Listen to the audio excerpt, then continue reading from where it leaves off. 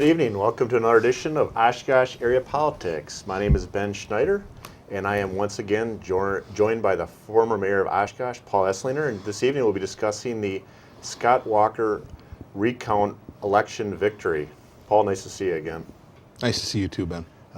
Frankly, I'm kind of shocked at the outcome. I thought Scott Walker would win, but I didn't think he would win so decisively. What are your thoughts on that? Well, you're right, and we talked about it going into the election, and we were going to bet a lunch somewhere along the line. I don't think it actually happened, but I said that Governor Walker was going to be victorious by a couple percentage points, maybe 3, and he more than doubled that. So, But for the record, didn't I say it would be a larger margin of victory than what you predicted? do I have to admit this on camera that you were right? And for the record, I have a timestamp text, and I predicted before the polls closed, or right around the time polls closed, that he would win around 53-47. Correct?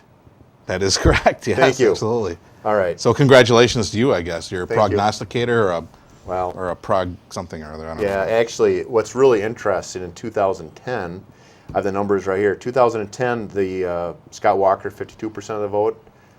Tom Barrett, 47% of the vote. And a few Tuesdays ago, it was 53.1 to 46.3. So, in case our viewers just missed that, Scott Walker increased his margin of victory by a pretty decent margin, all things considered. Why did he increase his percentage margin when he was assaulting the middle class and he was he was assaulting the women, or what is that?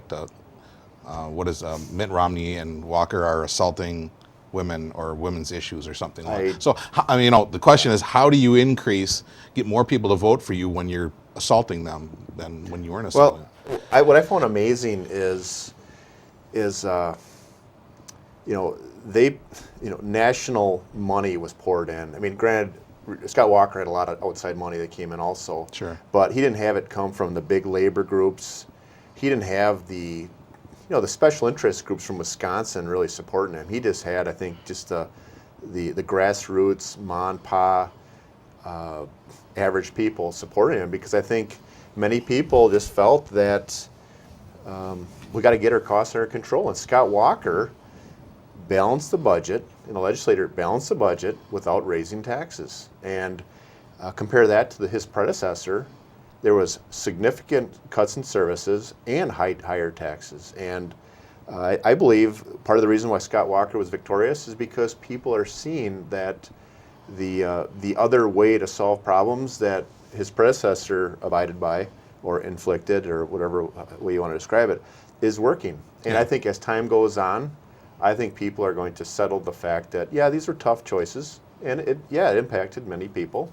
But asking employees that work for the government to pay their fair share, I think, is reasonable, and as evidenced by the recall election. Well, there was one other thing, Ben, that I want to touch on briefly here that I think is glaring. Of course, the liberal media didn't really discuss it too much, and that was the fact that President Obama never visited the state of Wisconsin.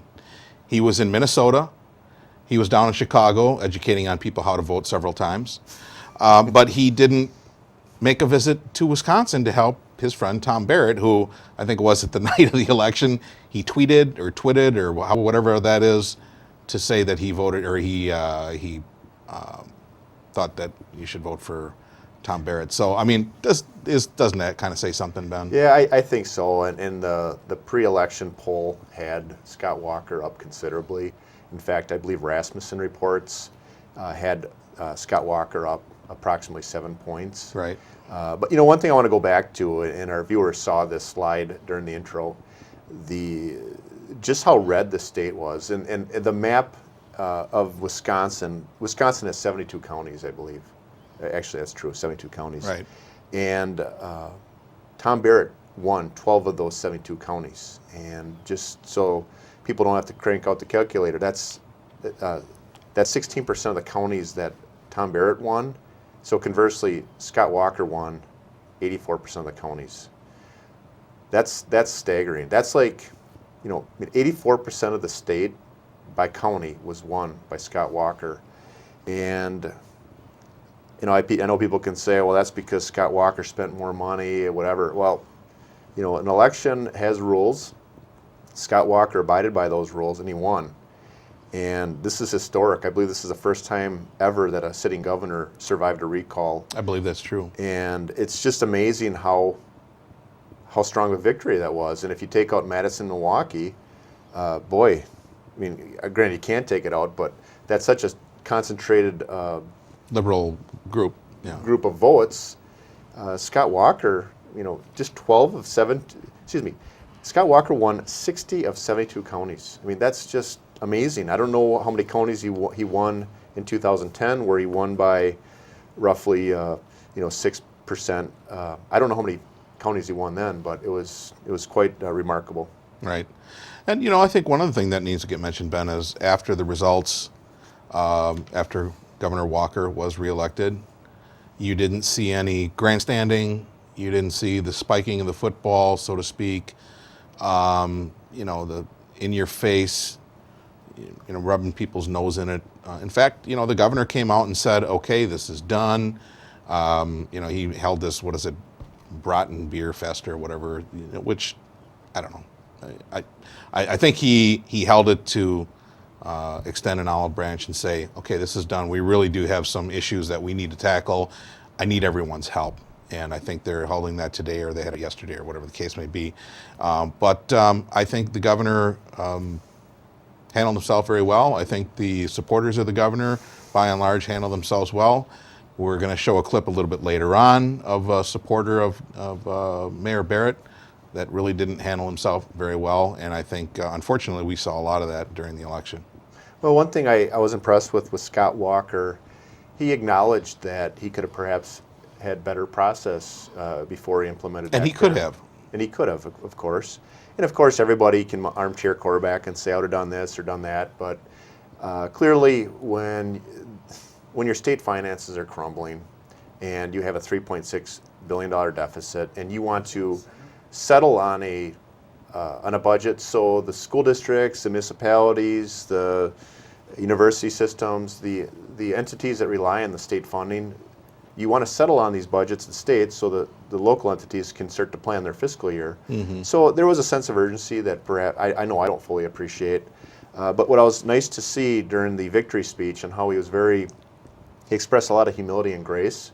And, he invited the state legislature and the assembly and the Senate over for some beer and brats and, extending that olive branch. And frankly, he did that before he knew that he lost control of the Senate. And because somebody say, well, he's doing that because now he's got to, he doesn't have a bulletproof majority. Well, the fact is, they don't have to have another session from now until November, and I presume that Republicans may retake a few Senate districts. Right. But just to recap, after Act 10, and we have a slide on this, and this is in my opinion, this whole recall was about Act 10.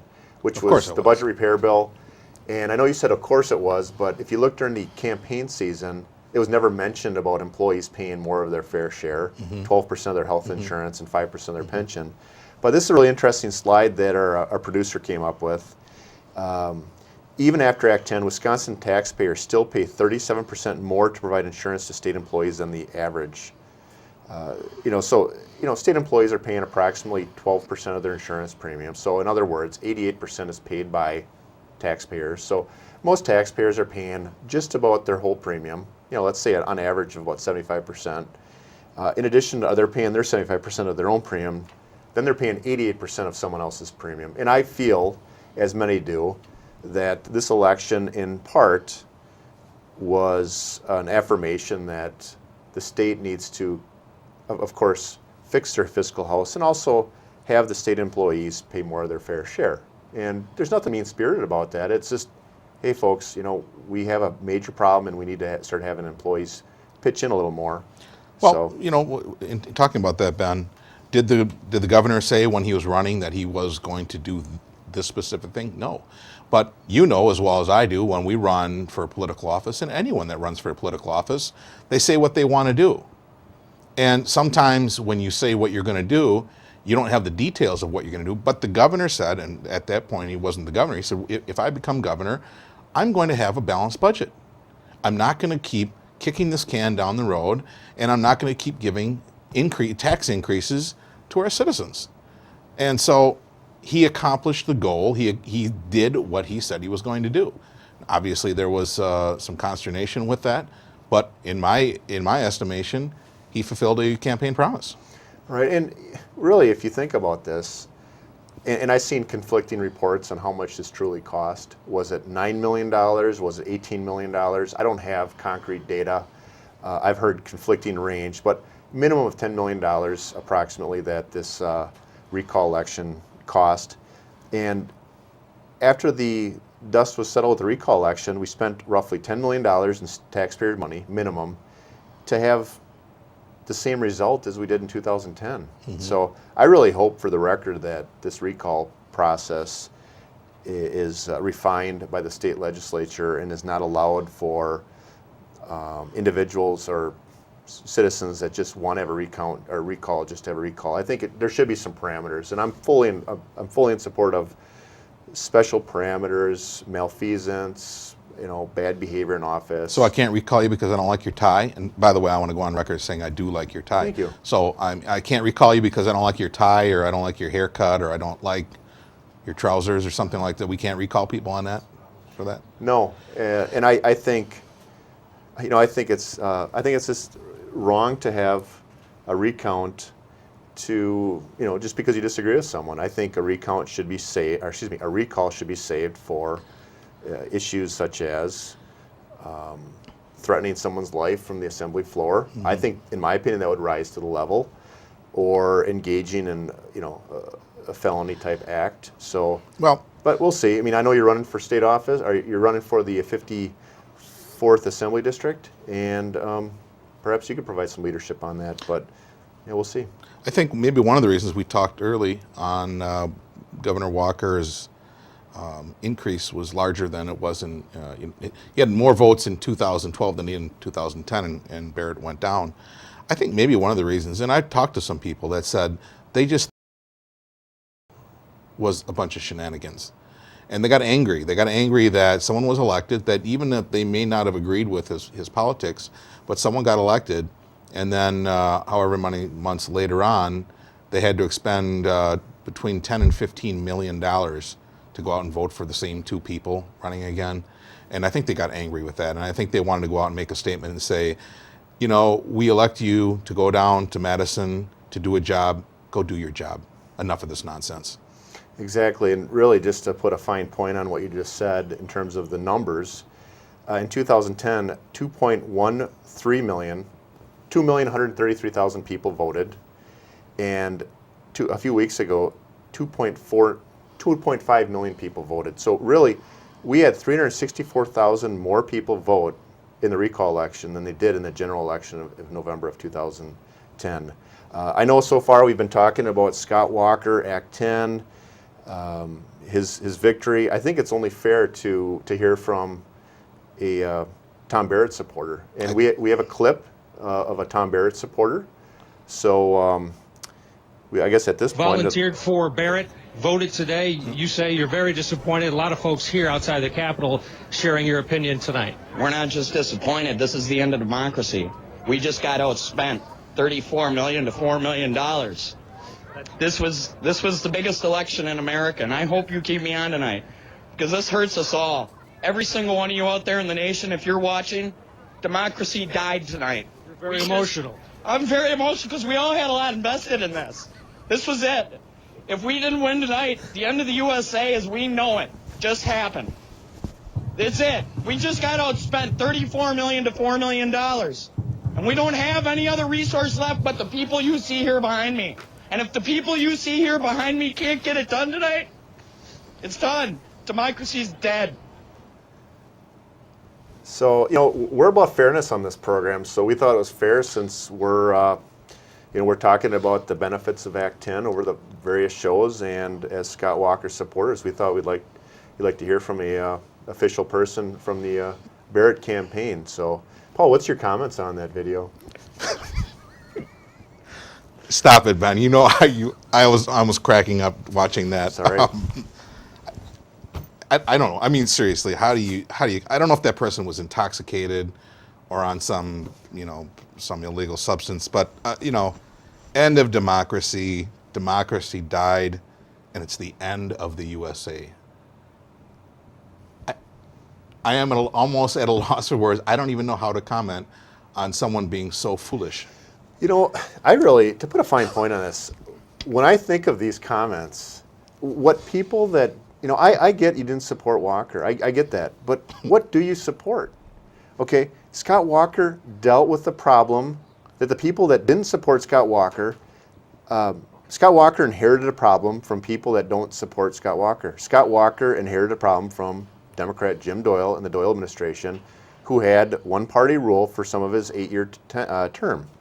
So an individual that we just heard from, and I should correct the record, I believe he's not an official spokesperson for Barrett. I was obviously just having a little fun. I apologize. Right. But, what do you support? Okay, what is your solution? And he has said that they were outspent by X to X. I don't know if that's true holistically, but it's reported that Tom Barrett raised $19 million and he spent a reported $3 million. So that's an official. That's from a reputable source. So it almost seems like Tom Barrett thought he couldn't win, and so if that's true, that's from a credible source. But well, as far as the out-of-state money, to me, Ben, that is saying there are people that live outside of the state of Wisconsin that say, God, I don't want the problem that the state of Wisconsin has. Let's give Governor Walker, or give Governor Walker money, but let our money go to use to try to make sure that doesn't come to our state, it doesn't come to our industry, it doesn't come to our kids with billions of dollars of deficits.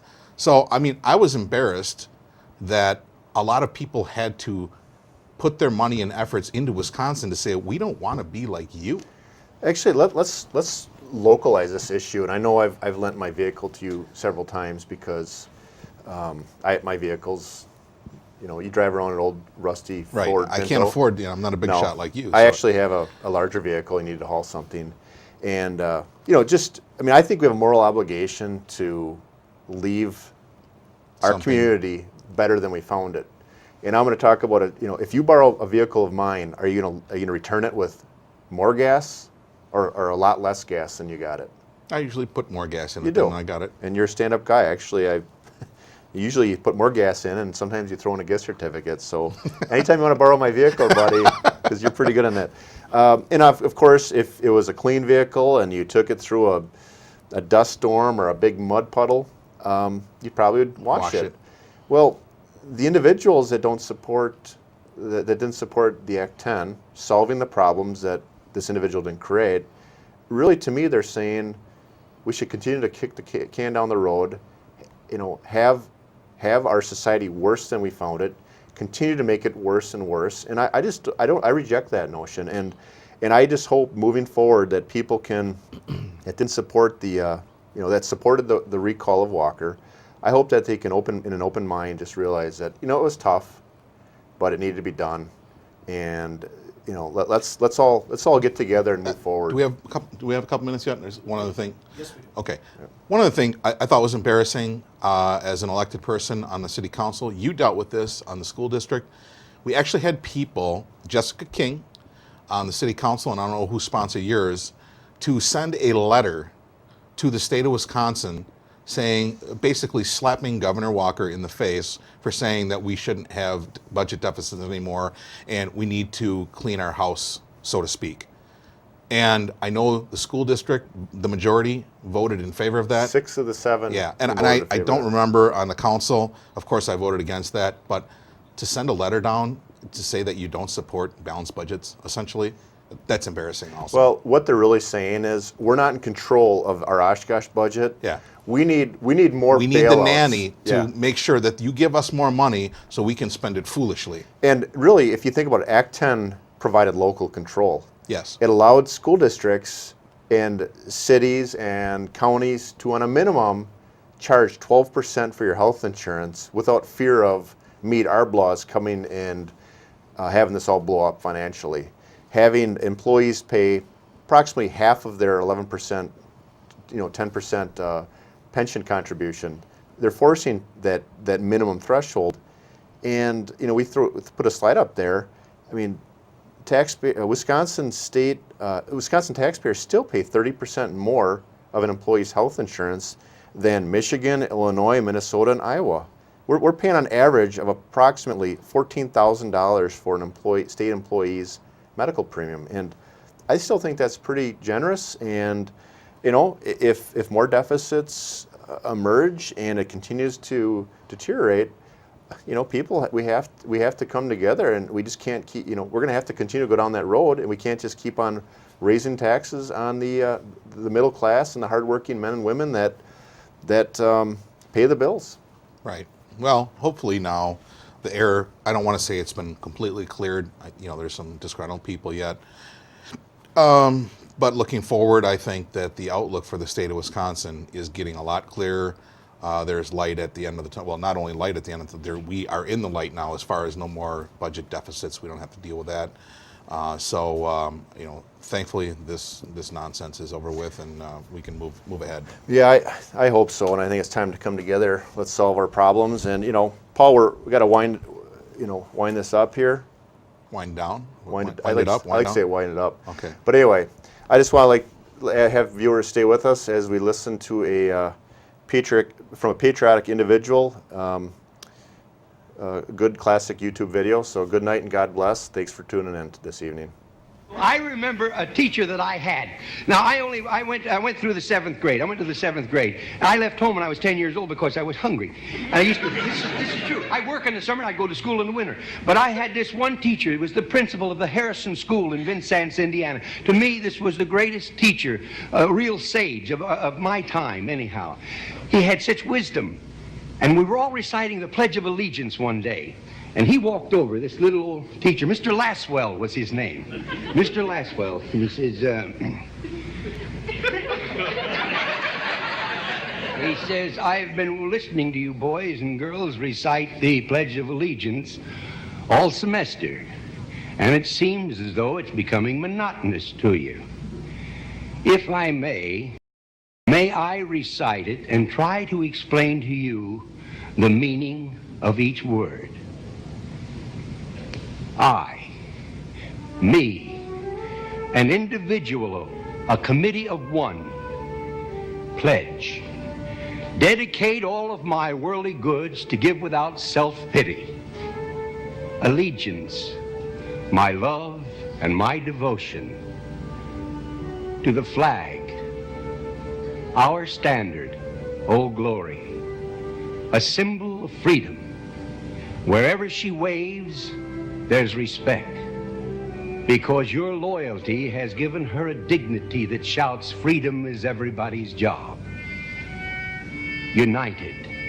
That means that we have all come together.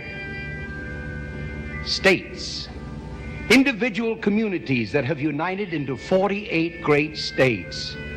48 individual communities with pride and dignity and purpose. All divided with imaginary boundaries, yet united to a common purpose, and that's love for country. And to the republic, a state in which sovereign power is invested in representatives chosen by the people to govern. And government is the people, and it's from the people to the leaders, not from the leaders to the people, for which it stands. One nation,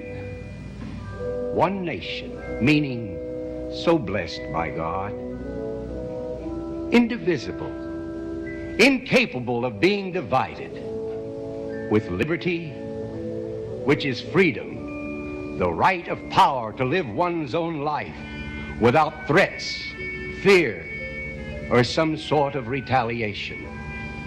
And justice, the principle or qualities of dealing fairly with others. For all, which means, boys and girls, It's as much your country as it is mine. And now, boys and girls, let me hear you recite the Pledge of Allegiance. I pledge allegiance to the flag of the United States of America and to the republic for which it stands, one nation, indivisible, with liberty and justice for all. Since I was a small boy, 2 states have been added to our country, and 2 words have been added to the Pledge of Allegiance: under God. Wouldn't it be a pity if someone said that is a prayer and that would be eliminated from schools too?